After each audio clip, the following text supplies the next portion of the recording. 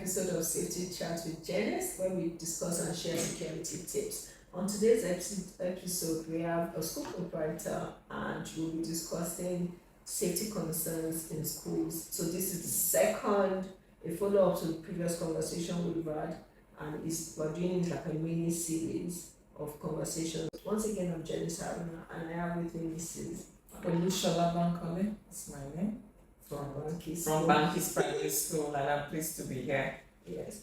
So I met Mrs. Olushola, like Mrs. Bankole. I met Mrs. Bankole early last year when she was the chairman of NAPS for FCT, and I was fascinated, especially about our interest in safeguarding and making sure that schools were safe, and decided to bring her to have the conversation. So one of the things I wanted to find out, what are the major safety concerns that school proprietors, I know as parents, we have our concerns, but school proprietors also have their own concerns, either about the kids or the school environment. What concerns you? What keeps you up at night? Alright, concerns about, what happens on the playground, and then of course you also want to be sure that the furniture in the school, in the classes, are safe, particularly, considering different age groups.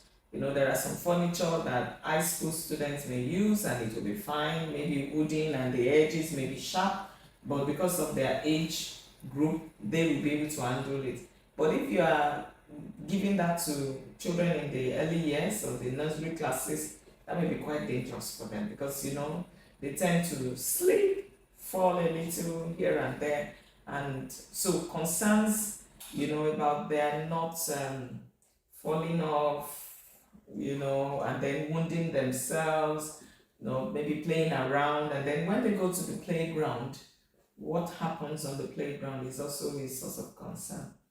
One of the first things that I thought was my child is moving to a higher class, and I thought I might go there actually today. That's where I want to go. I might go there today to carry out a reassessment. I carried out a reassessment when she was in early years, but I thought the upper classes, I've been there about 2 years ago, but I want to have a look at what is going on there because it's a different area of the school. Ask questions and find out what is going on.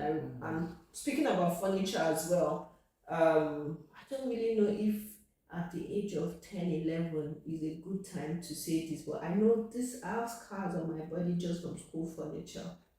This scar on my body is from furniture in my classroom in secondary school. So I think that's important, checking that those things are safe for children. So when you're building the furniture, but I think schools are also getting, it was crude, it was metal those days. They're getting a bit nicer with some plastic, and then that are the edges are smooth. Well, a lot more about some wooden that what they call it baby proofing, but child proofing your environment. But when it comes to safety generally, say in Nigeria or in the FCT, who sets the guidelines? How are schools regulated? I know that they have the Department of Quality Control in FCT, you have the ministry, then you have the FCT school, like a school. Alright, so what we have in FCT, if you are talking about FCT particularly, is we don't call it ministry, it's called Education Secretariat. Okay. Yes. So in the Education Secretariat, under there we have the Education Resource Center, that is in charge of assessment, evaluation, like that. And then there is a Department for Quality Assurance.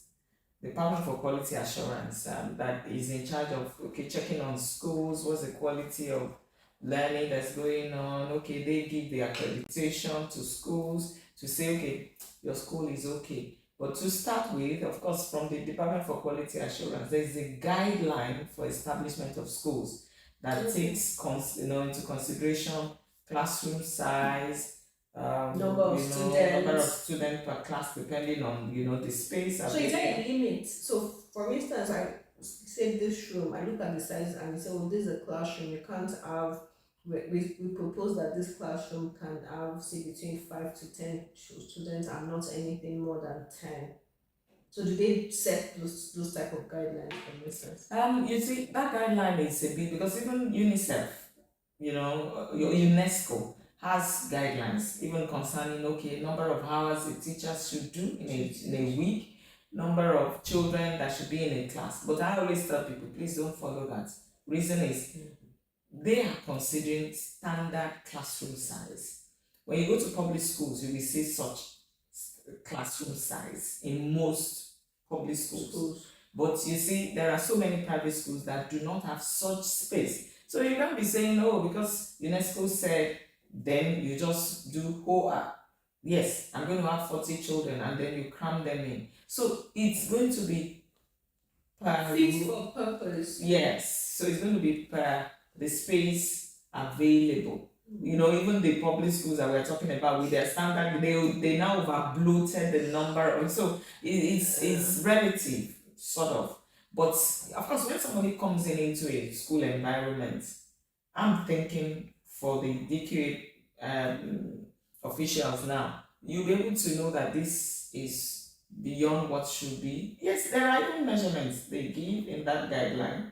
Okay, your classroom size should be Particular square meter. about this size, but you know the challenge of getting school Estates. lands in FCT. So you get to see a lot of schools using residential apartments for schools. Or converting residential. That's what I mean. And so, they can't say no completely because if they do that, even the public schools are overbloated in the number of children already. So, and private schools are there to support what government is doing with education. And sometimes we even do it better. That's debatable. I don't want to go into that. But the point is, when we talk about safety, some of these agencies of government are in charge. At the national level, there are policies. But you see, one challenge I have, or that we have, as private school organization, and if you ask a lot of public school teachers, they don't even know, or even their leaders, principals, and teachers of public schools, they have never seen those documents before. The government policies. Some of the policies. Is it because it's good that you come into policies, because that was the next question I was going to ask. Is it because the government agencies don't share the policies, or there is no way to review the policy from time to time? So they're like, we said earlier on dead policies. So those policies were written 50 years ago and they're not applicable today. Beyond that, there are even some that were not, that were just out not too long ago. Let me give you an instance. I run an inclusive school. What I mean by that is we have special needs children in the school. Okay. There is an inclusive policy of the Federal Ministry of Education. Ask me how I got to get a copy. Through someone who is a fighter for special needs education. And she just, got me a copy. And it's almost like she's so doing a favor. But so many, she's not even from the ministry. Yes. Like I said, she's even in the private sector. She runs and almost completely like an NGO sort of. That's it. So and I've attended a few meetings or even some of the trainings where you bet called for a meeting about 2 years ago. Schools from all over Nigeria came. NAPS was invited, so schools from all over Nigeria, representatives were there.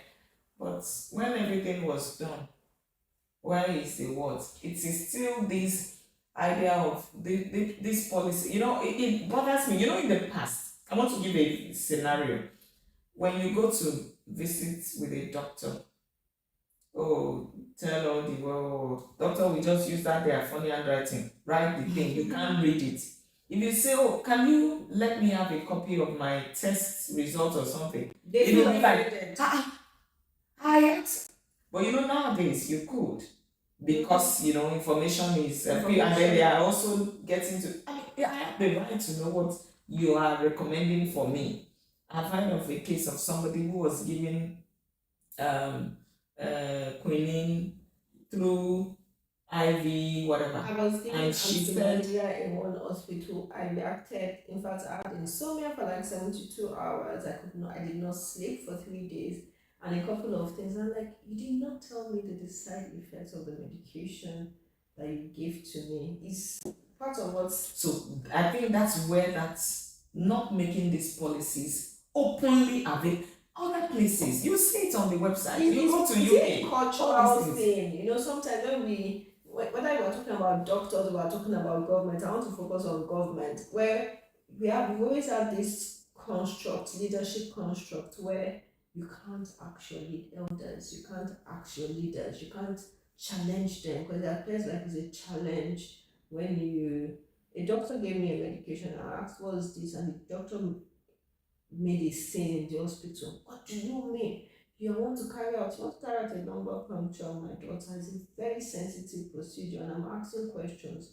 And the consultant was blowing up and this thing, made a scene in the entire hospital world because I was asking questions. So is it cultural where we feel that, or on another hand, because it's government, I feel like one of the problems we have with Nigerian government and the way we run government in Nigeria is we are focused on contracts, right? So we write that policy because we are going to get funding.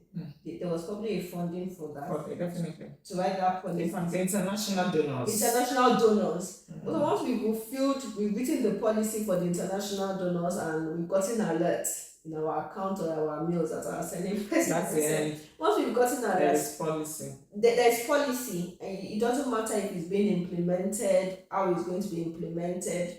The implementers are not actually carried along in the process, so which is also a fault in the way the policy is created. Yeah. Because if you're a part of the discussion from the beginning, as you represent NAPS, even though you're a former chairman, you represent NAPS you've been ESCO, so you're ex-official to that extent. If you were carried along to that extent, you should know what some detailing of the policy is. If a school association as big as NAPS, which I suppose is the biggest school association in Nigeria, does not have a copy of the policy, who was the policy written for? But you see, I don't expect that NAPS should be openly available. Even to parents. Because parents can check and say, oh, no, you're not supposed to do this. Is this school doing this? If you go online, you can get Ofsted report for schools. You see, sometimes even inspections are done in our schools. You beg to get the report.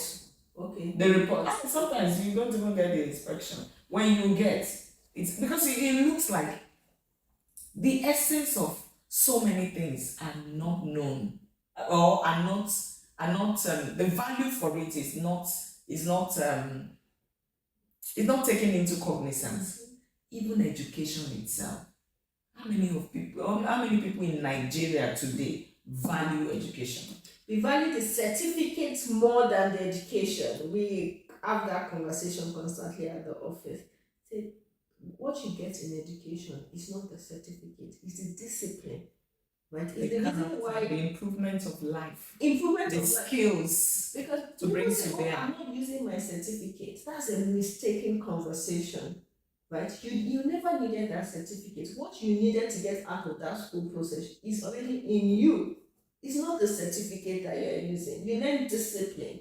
You are giving yourself time management. You learn you have a coursework. You have to prepare. You are learning resilience. You are learning so many things that you think that is a certificate that you need to take somewhere that will prove that you have actually learned something from school. And because of that, people now pay for certificates. That's it. And the popular saying, the essence of getting an education. It's popular saying that if the purpose of a thing is not known, abuse is inevitable. There is a lot of abuse in the education sector because so many people don't even know. Okay, why schools, whether public or private, why should children leave home in the morning to go somewhere to say they are going to school to do what? What exactly? Why are schools set up? You see, we are a country with a lot of policies. Beautiful ones. That when you read it, you'll be like, wow. This happens. I said that at a conference recently. I said Nigeria has, when you look at our national security strategy, I said it's a beautiful piece of paper. In theory, I was attacked because I said it in theory. It's in theory, it's in paper. Was it implemented? It was never implemented by the person that wrote But it. there are a lot of workshops and seminars.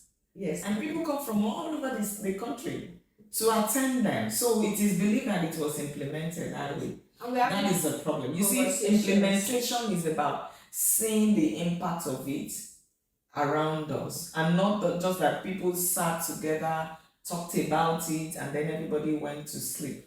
So we started from, and there. Okay, was I the one that raised the idea about there are policies? Yes. Yes. Sometimes it's just that the people that are going to even implement it, they don't even know it's existing. They don't know that it's existing, so they just blank it and do so there are policies and do what. So I mean, this should be a notice to Well, the before we stop it, so that I'll give an holistic thing. I know that Lagos has a very robust one. And I know, and then that's why for us in FCT NAPS, at least during my tenure, because it was also during COVID, we came up with this document. Okay, yes. For school, it's called Annotated Manual of School Operations. Though we indicated COVID era, but I know when we were discussing it, we kept saying that it doesn't end with COVID era, because there are, we were so a lot of things have changed after COVID anyway. But you see, there are regulations, guidelines that we could keep following. For instance, in my school, even till today, by the time school resumes on the 11th, you are sure to get your temperature checked and you must wash your hands. Because I recall that, which is one of the things that we emphasize there.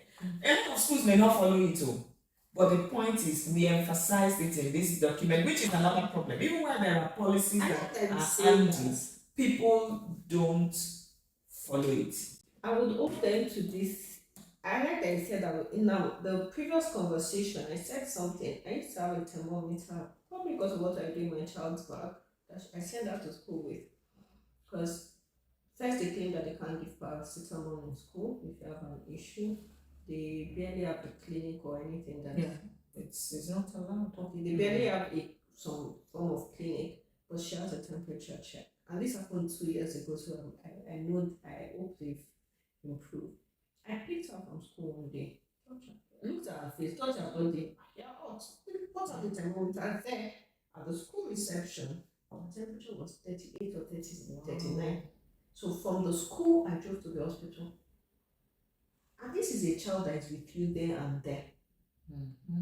Right? The teacher should the teacher should have noticed that this was happening. She has a thermometer in her bag. If the school did not have a thermometer at that point, did they know how to check? Did they know how to use it? But are they aware that anyway, the school should have that. There should be first aid box. In every first aid box, there should be a thermometer to check temperature. We teach it in school. Your child has their convulsion because of that. Because anything beyond 35 is 38.5. And that's, in fact, at the hospital. It's supposed to be 36 now. That's the. Once you get to our hospital, once you're 38, you're admitted. Okay. Yeah, because it's high. Yes. Once you're 38, you are admitted and monitored for 24 hours. If the child is running around, they don't care.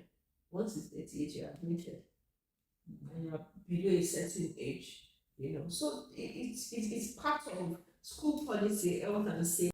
Many years back, some of us visited Dubai to see what their education system. So we went to a place that is like their own DQA, Department for Quality Assurance, and I asked a question. So, how do you regulate schools? And they were like, yeah, they do some regulations and all of that, but the main thing, parents regulate schools. What it means is that parents are informed. Yes. So what it means is government is getting parents information on what to look out for. Mm-hmm. And so when you get to it, so if you don't fit in, parents won't bring their children to your school. So everybody is on their toes to just, even if it is about making the money, you need the parents to come to for you to make the money. And then the parents are aware, which is where I believe that our National Orientation Agency has a lot more to do to get information out there about practically about everything about Nigeria, and particularly now in the education sector. In the digital age, they need to get information out there about making sure that kids are safe online. Yeah. Right? I've not seen any material. Like They I probably said, have a beautiful policy that is hanging somewhere, but we've not seen any material that they've shared in recent times about online safety. Talking back to COVID a bit, um, anyway, the Ministry of Education, I'm aware, which is the challenge I have a policy on on ICT and technology deployment and all that, and of course, the part of it included that. But it's just being privileged. It's supposed to be a national thing. Means the Federal Ministry of Education should make it national. Every school, or let's not even talk, because we're even in digital age. We should be able to go to Ministry of Education, search their website. This document is there. You download and you are able to get. It's so serious that even to get national curriculum, you need to pay to get it. Whereas we have access to foreign curriculum. That's why so many schools are running German. I've seen some schools that are even running African countries curriculum in Nigeria. So Kenya curriculum. I've seen Ghanaian. I think I've seen the Ghanaian school. Why should we do that? What we're saying is that our curriculum is not rich. And so what is the There's been argument about the curriculum being updated. There's been argument about the curriculum being updated. But let me try to get us back to security and safety to ask, in terms of emergency response, what do schools in the FCT have in place? And I'm saying the FCT, or what do schools recently, Lagos has a good, what are the policies in terms of emergency response? Because you'll find that the gap usually is when some of these incidents happen or there's abuse, is the reporting and response time, whether it's a child is being molested or this has happened, there's always that tendency to cover up, or it appears as if there's a cover up.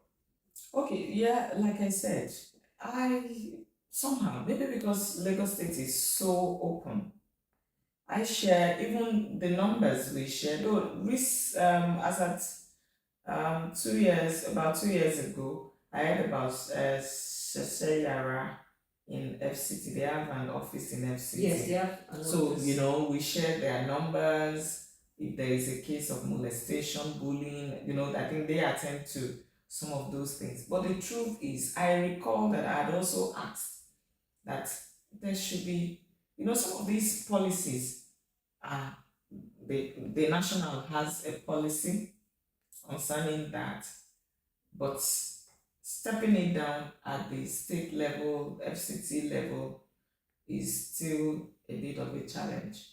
Sometimes, when some school owners say, oh, I had this issue of a teacher molesting a student in my school, the best option for us is to go ask them to go to a police station. But that's not how it should really be. Lagos State has phone numbers. Yes, they have that's another way that they are good. They have a comprehensive reporting. I think it's called DST. DST, yeah. Domestic. There is a name. Is it the VST? I'll get it out. Yeah, get it out. But they have that, and it's shared on the Safety Africa platform. Okay. As well, the emergency response lines for abuse. This, to just summarize, this brings us to the fact that schools, there might be guidelines that are domiciled at government offices, but schools are really self-regulating and trying to self-control, self-manage.